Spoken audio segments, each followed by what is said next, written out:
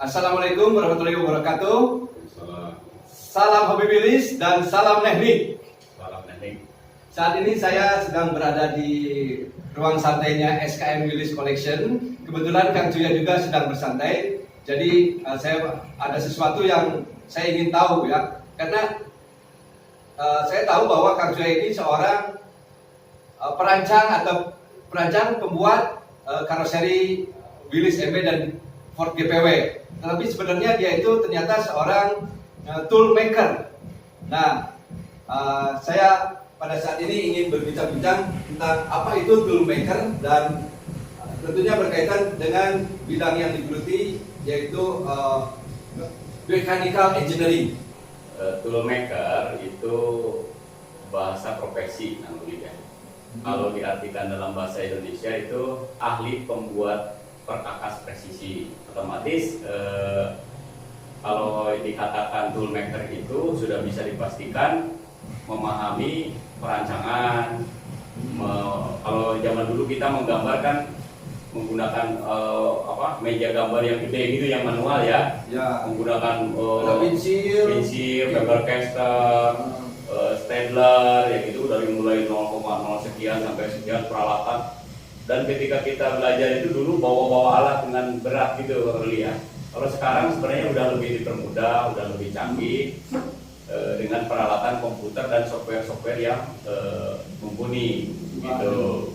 Dalam membuat karoseri Willys MB dan Ford GPW, apakah diterapkan juga Kang Cuya menggunakan metode yang sudah canggih tadi yang Kang Cuya sebutkan, yang sudah modern? Iya, tentu saja, Kang Ruli. Jadi kita gambar dulu ya, karena meniru itu punya beban moral, Kang Ruli.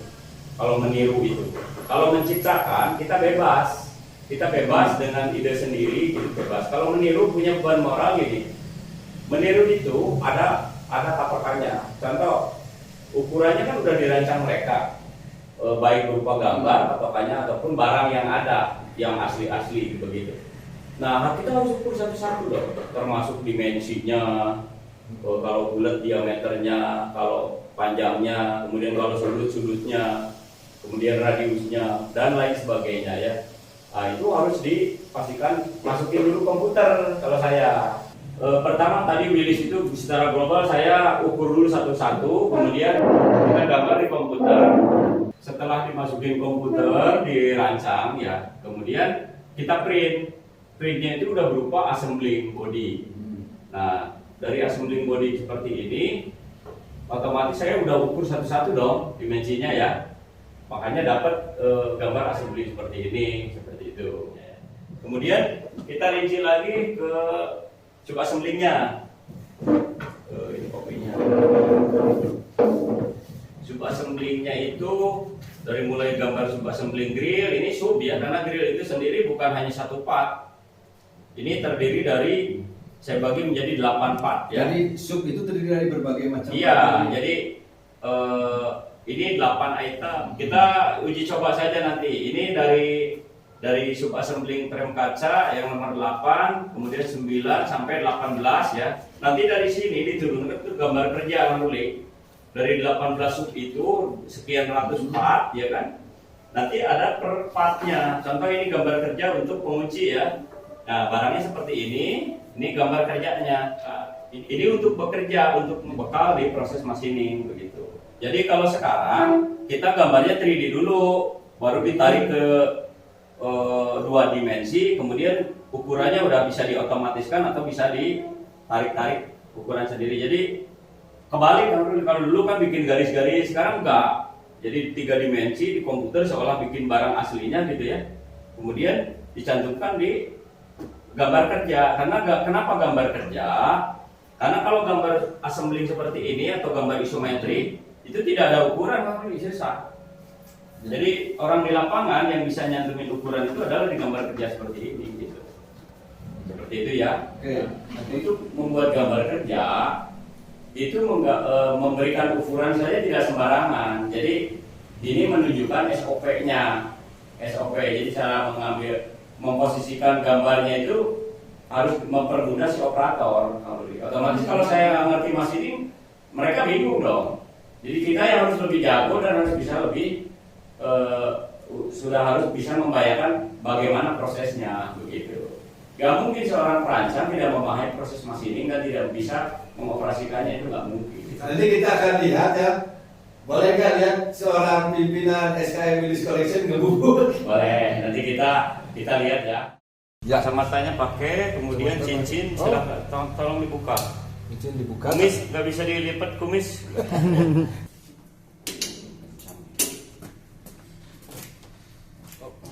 Oke, reda pakai kaki ya. Oke, kita mulai ya. Kacamata udah.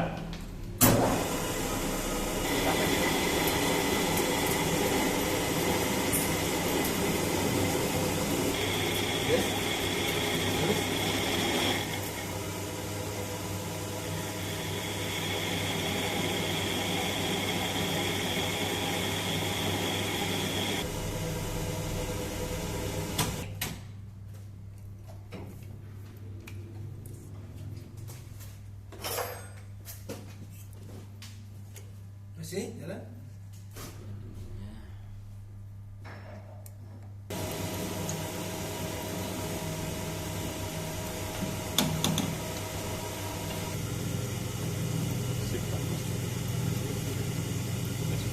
Kan jadi potong.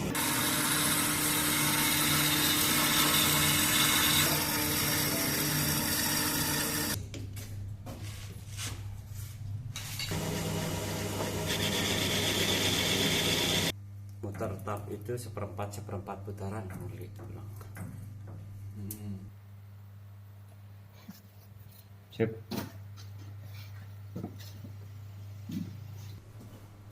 Inilah hasilnya. Setelah kita proses tadi menggunakan mesin bubut Jepang ini Washino. Ini udah bisa manual. dibuka kacamatanya ya. Oke, boleh. Mantap ini, Boleh. Jepang punya ya mesinnya. Ya kokoh beda. Nah, yang Bisa, lainnya buat saya Pak. boleh. Nanti yang lainnya kita kalau ada waktu kita untuk yang di press, kemudian yang dimiling, ya kan? Ya kita tunggu video-video berikutnya. Saya juga ingin tahu proses Boleh, milling, boleh, proses siap. grinding, las, mic, apa dan sebagainya. Oh iya, siap. Banyak pengetahuan yang bisa saya dapat di sini dalam mesin bubut. Tapi memang sehari-hari kalau saya kerjanya belopetan gini sebenarnya. Tidak duduk di kantor saja. Pak. Tidak, saya jarang ini gitu. Paling kalau menggambar, merancang gitu. Kalau misalkan briefing, selebihnya saya lebih senang gini. Tapi bagus juga. Memang tuh bang mau kotoran kalau dari hari. Ya kita pakai lagi cincinnya Pak. Oke, siap. Nanti cuci tangan dulu. Oh, Oke. Bapak tangannya setiap hari kotor begini Pak. Kotor tuh makanya ini tuh. Pernah Pak kena gram-gram? Luka begini kan biasa. Tuh leher gimana kan udah. Jadi laki-laki kan juga usah cengeng ya. Boleh cengeng ya. Baik. Kita kan bukan supermodel. Kita pamit dulu Pak sama Iya. sahabat Willis. Terima kasih sudah menyaksikan. Semoga bermanfaat dan ya kalau tidak bermanfaat ya terhibur lah. Ya, terhibur lah menghibur. Bukan mengajari kan, Iya. karena di luar sana banyak ahli-ahli ya. Ya. Kalau saya cuma mengajari Kamruli lah, bukan ngajarin orang. Tenun saya dapat ini juga untuk Bukan ngajarin ya, buat wawasan aja gitu. Oke, tidak usah like, tidak usah subscribe karena kami tidak ingin merepotkan pemirsa. Sampai jumpa.